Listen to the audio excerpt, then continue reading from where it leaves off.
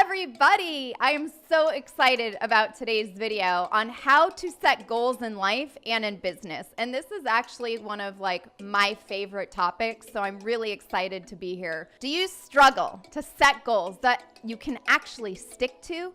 In this video today, I'm going to give you 5 steps to set goals in life and in your business so that you can actually achieve them. And by the end of this video, you will have a system that you can follow so you can start crushing those goals right now and making your vision a reality.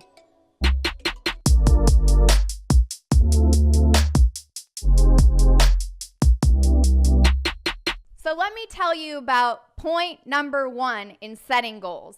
And what I call this is a stretch. But the stretch goal needs to be a little bit realistic. So what would you move ahead in if you felt like it was a stretch, yet at the same time it might feel achievable? So let me give you a personal example, okay? So a stretch goal for me would have been like so for those of you that don't know, I teach accounting class, I teach sales to accountants. But if I needed to get 10 more people in an accounting class, let's say, how many extra calls would I have to make that week in order to achieve the result that I was looking for, but also that feels achievable at the exact same time? So if you're thinking about it, let's say from a sales perspective, and you need to reach out to people because the only way to get a new client is if you pick up the phone, how many additional calls, or what would be the stretch that you would need to do in order to achieve that result? Is it 10 calls? Or maybe you're doing YouTube videos like me, and you're like, I want to put out 1 YouTube video a week. Well, if you do 1 a week, how many videos do you need to pre-plan for in order to get 1 a week? Maybe your stretch goal would be 8, right? So if you plan for 8, you film 4, you've got 4 on deck. So to me, that's what a stretch goal is. And I think if each of you focuses on your stretch goals and makes them achievable, you're going to start seeing progression in what you want to achieve. Now, this is the second most important thing, which is setting up reminders and that will hold you accountable at the same time. I personally use my iCal. I have a Mac computer. I have an iPhone. I love digital reminders that hold me accountable. So if you have a stretch goal of doing 8 videos for YouTube, or maybe you have 10 sales calls to do or 20 sales calls, how are you going to put them out in your calendar? I block out time. So for example, today I'm doing a video. And in this block, I had a block of 3 hours set aside in order to hold myself accountable to be here for you today. So reminders in your iCal. What are you going to do to hold yourself accountable? Maybe even put a reminder in your phone. Have you ever used that, reminder in your phone, and you set an alert and then you get an alert 15 minutes before, 30 minutes before, an hour before? I love my alerts. I swear my phone just goes off all day long, but it helps me stay accountable. And the last thing I recommend is an accountability partner. This is huge because sometimes as an entrepreneur or your business owner, you know that you're your own boss and there's no one checking up on you. So I have found, for me, that having an accountability partner really helps me stay in front of the game and keep my goals in check. So right now, I have a small group of about 7 people, and we hold each other accountable. We have calls every single Monday morning at 8 a.m. We talk about what is it that we wanted to achieve that week, and what are the results that we're looking for. And then during the week, we say, I would really love support if you can call and check up on me and make sure I did those 10 extra sales calls or 20 extra sales calls or 8 videos or 4 videos or whatever that stretch goal was for you. So that's the second point. Now let's get to the third point. Give your brain something to see. And what I mean by see is what can you visualize, right? What if I put my eyes like that? It comes down to making a goal believable. And if you can't see something in your mind first, then you're never going to really see it in real life. So I like to say, create a physical representation of the big goal or dream that you have. For me, it's a vision board. But again, you could write it out on a checklist. You could mock up something and print out pictures from Google and put the Googles in like a collage and whatever really works. But for me, it's vision boards. In addition to that, I use my notepad on my cell phone. And on my notepad, I say, for those of you that aren't aware, I have a podcast called Success Unfiltered. And in that podcast, I write down, what I have to do, who I've interviewed, what intros and outros I have to do. So I have a running list in my notepad. And in addition to that, I have my big vision on a vision board. So maybe it's how many clients I want to serve, how much revenue I want to achieve, how many days I want to go to the gym that week, how am I going to eat healthy that week.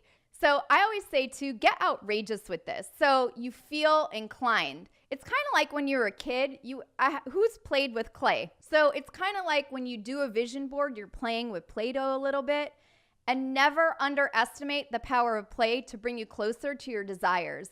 Today at the gym, I literally cut out, I think, 10 pages out of the magazine for my vision board to update it. So I'll make sure to put that in a future video. But why don't you comment below and tell me what it is that you do to play? Step number 4, celebrate every single win along the way. Not only does it keep you inspired and motivated, but it literally gives your subconscious mind the opportunity to believe in something. And your mind is on board, then anything is possible. So every single time I have done a vision board, my goal has happened. Last year, I made a vision board that the Pitch Queen was going to do X amount of revenue. I exceeded it. I said I wanted to create a successful podcast. I did it. Every time I put things on the vision board, I celebrated the wins too. And most recently, I was actually in Spain with a friend. Her name's Cindy. And she was like, Michelle, even when you're doing your enrollment calls for your sales, you should really celebrate it. So now every single time I enroll a new client, I celebrate. So maybe it's going to another yoga class, or maybe it's having a glass of wine. Maybe it's going out to a really nice dinner. But what are some things that you can do to celebrate your small wins? So think about it, because some of you might just need to take a bath, or some of you might need to go on a walk, or some of you that have kids and family might need some alone time. I personally have a lot of alone time, so a lot of my celebrations have to do with friends. All right, step number 5, act as if you already have it, right? Have it. What would you do if you already had what you desired? Think of that next level and how you would show up in the world. What would that day look like? Where would you go? Who would you be with? What would you wear? How would you feel? And what would you talk about or eat? And I think a lot of this, I've talked a lot about it in some past videos, but let me just share it here. I call it the be, do, have. When I started my podcast, Success Unfiltered, I had to first be a successful podcaster, even though I didn't know what I was doing. And then I had to do the act of podcasting, which was reaching out to people for interviews. It was all of this other stuff that, I just didn't really know what I was doing. But I literally had to be this person that I wasn't yet in order to do the activity, which was interview people and reach out to people, to then have a podcast, which is called Success Unfiltered. So again, this is the step that's a little bit cuckoo, but if you think about it, I like to call it like your superhero. If your superhero was on you, who would you have to be in order to have what you've desired of what you made on your vision board? So think about it from that point of view. So what's next? Keep raising the bar. Definitely celebrate your wins, but you can't stop there. Once you hit your stretch goal, you have to give yourself credit for the win and then set another goal, a stretch goal. Every time you hit a goal, there's always something above that goal.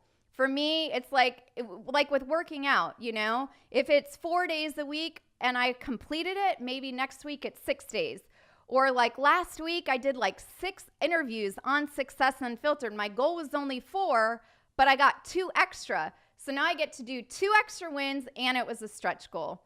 So I love to share some stories from clients that have set these really amazing goals. And one of my most recent accounting clients, actually, her name is Mary. And Mary did my course. It was like an 8-week course that I only do for accountants. And she was able to increase her revenue by over $50,000 in revenue. And she literally had no idea that it was even humanly possible. And she had set a different goal. and her stretch goal ended up being 50,000. But what we did is we broke down how many clients did Mary need to reach out to every single week to hit that goal. How much time did she have to block out in her calendar with reminders, don't forget your reminders, to achieve that goal and that result.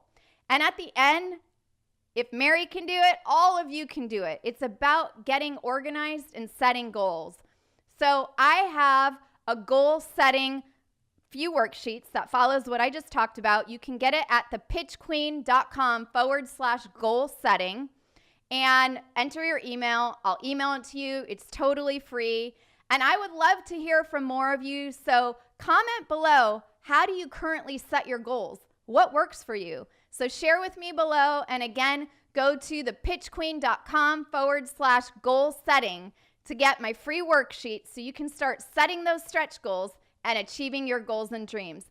Thank you all so much for joining me here today on this video. If you're looking to act, think, and sell like an 8-figure entrepreneur, you're never going to want to miss one of these videos. So make sure to hit the subscribe button. It's been real.